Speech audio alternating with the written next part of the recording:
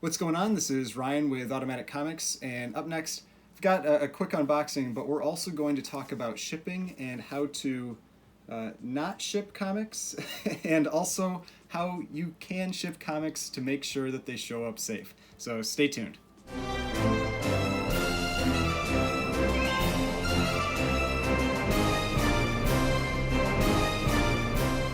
Alright, so before we get started, please remember to hit that like button and hit the subscribe button if you'd like to see more content like this. So, I had actually been watching a video from another channel called Comic Book Investments, where the person's name is Dave that runs that channel, and he had just done a video about some books that he had received that weren't shipped properly, they got damaged, all of that. And I was just thinking, I haven't actually had anything shipped poorly for a while. And then one day later, I had this show up at my house. And so it's like, yeah, it's got the do not bend on it, but I mean, this thing is, it's about as thin as a comic. I mean, this, like, it's like, here's my, my finger, like that's how thin this is. I mean, so there's really nothing protecting this book. You can tell there's something in here. Maybe it's some thin cardboard, maybe it's like some backing boards, something like that.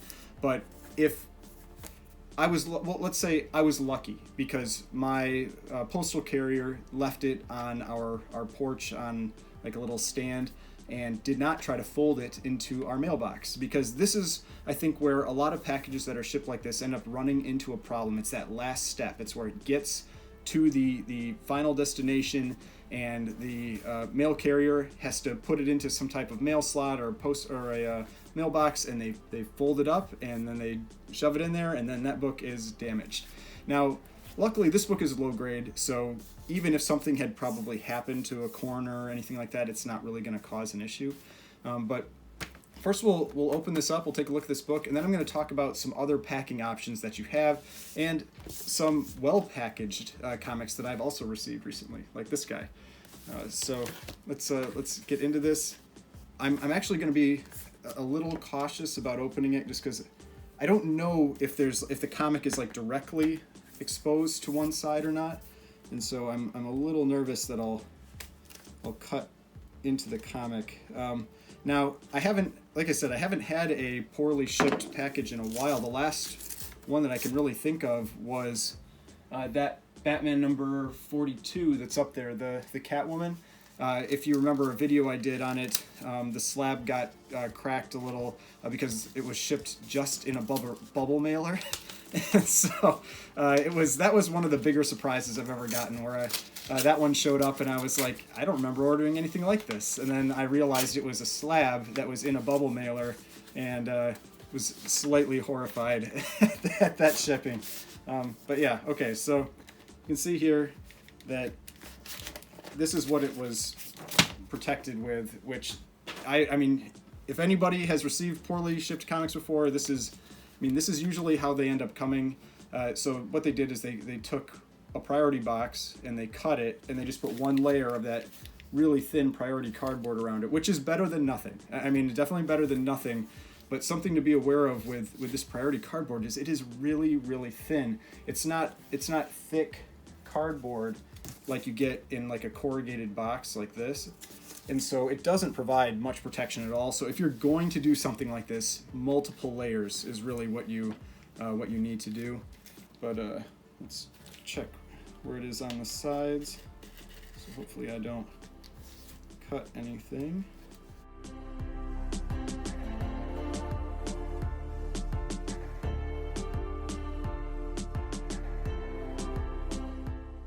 All right, so one plus with this one is it is taped close to the center, and so you can see that is a positive. So then you at least have some buffer for damage, but it's still not going to protect from it being folded. So this is a book that you would have seen me open recently as well in another unboxing. It is one of my favorite Batman covers. It's a Neil Adams cover, and this is Batman number 251.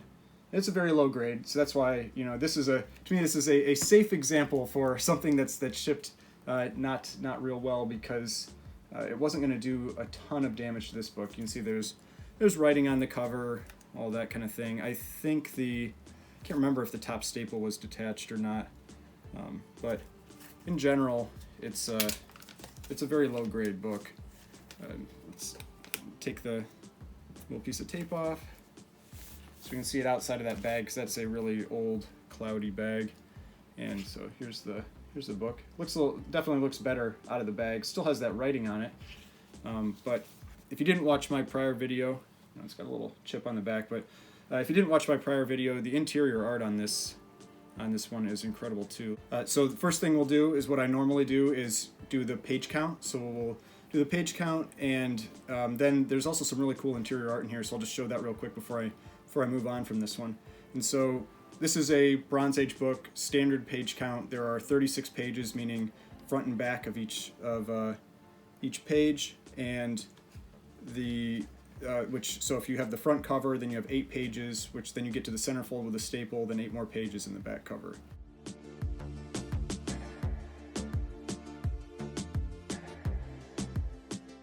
So here's 8 pages. There's the centerfold. You can see the staples are there. It is attached. The centerfold's attached. And just some of this really cool interior artwork. Batman just looks really awesome in this one.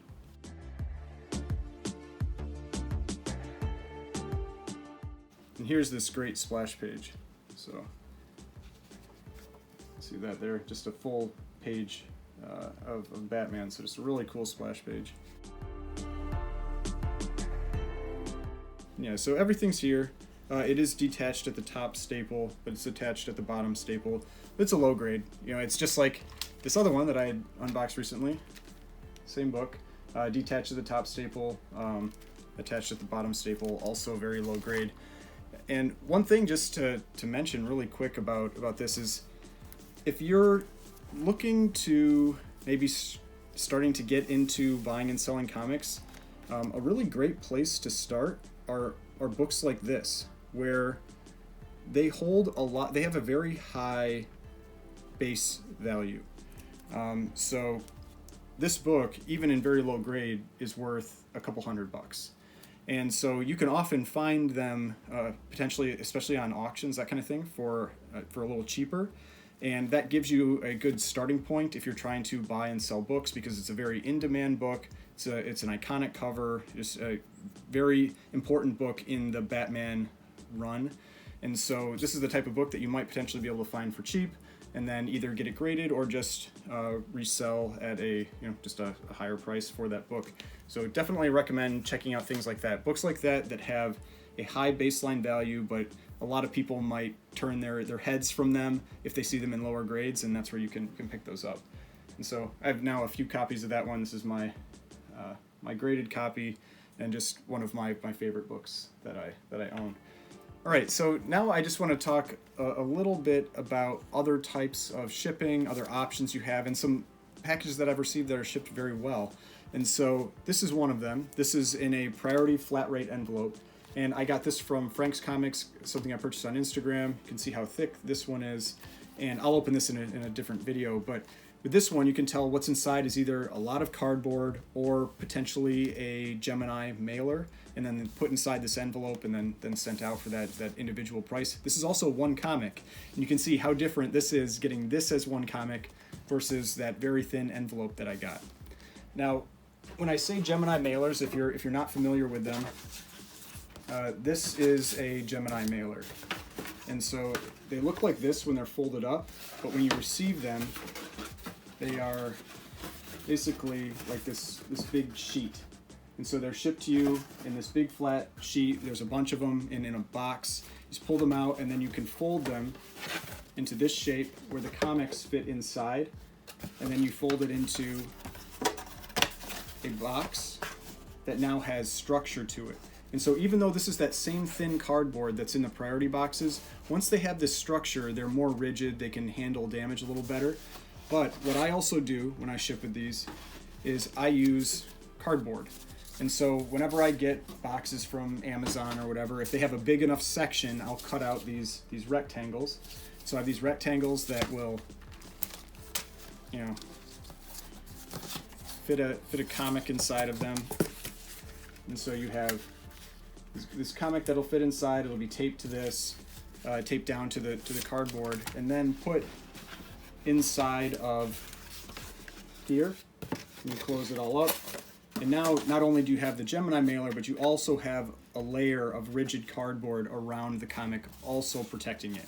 And I have never had an issue shipping like this. And the important thing is that this still gets you into that first class mailing. And so the difference here is this one costs about $7.95 to ship, this priority envelope. That first class one, that little envelope that I got, cost $4.90. This would also cost $4.90 because as long as you're under 12 ounces, I believe, that will cost you the same amount. Once you get above 12 ounces, then it goes up just a little bit, but not much. And first class can only go up to 16 ounces. You can't exceed 16 ounces. Then you have to move up to priority. But you see how much more protection you get, costs the same amount of money, and now the person who buys the book isn't going to be upset. The book isn't potentially damaged, because that's something that's always important to remember, and Dave with Comic Book Investments mentioned that as well. They aren't making more of these vintage books. They're what's out there is what's out there. And so if you damage one of those books, that is one less book in that condition that is available.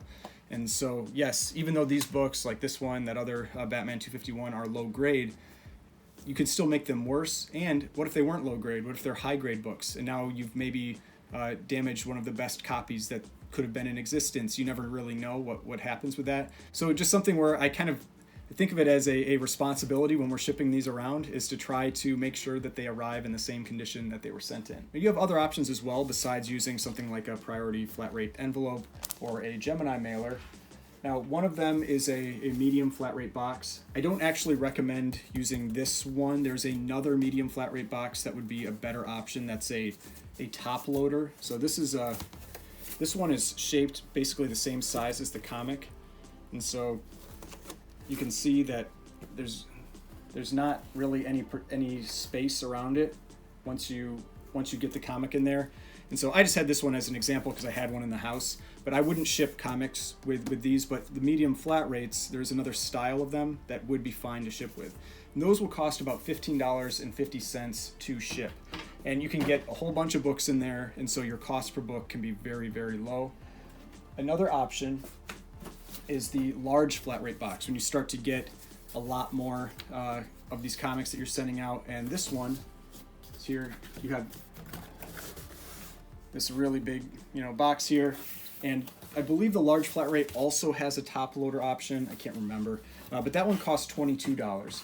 And so again, if you're shipping a whole bunch of comics, you can see like how many books can really fit in here. You can fit a whole stack of books in here. So if somebody was shipping a bunch of raw comics, or somebody purchased a bunch of raw comics, that's a great option.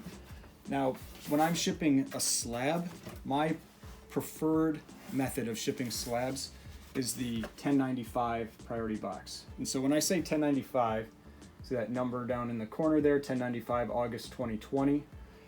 So there are 1095s, and there are 1092s, and then there are the medium flat rates. The 1095s are a little bit bigger, and so they are the ones that I would recommend. 1092s are basically the length of the slab, and so I have seen plenty of cases where somebody has shipped a slab in a 1092 and it gets damaged because the end of the box gets hit.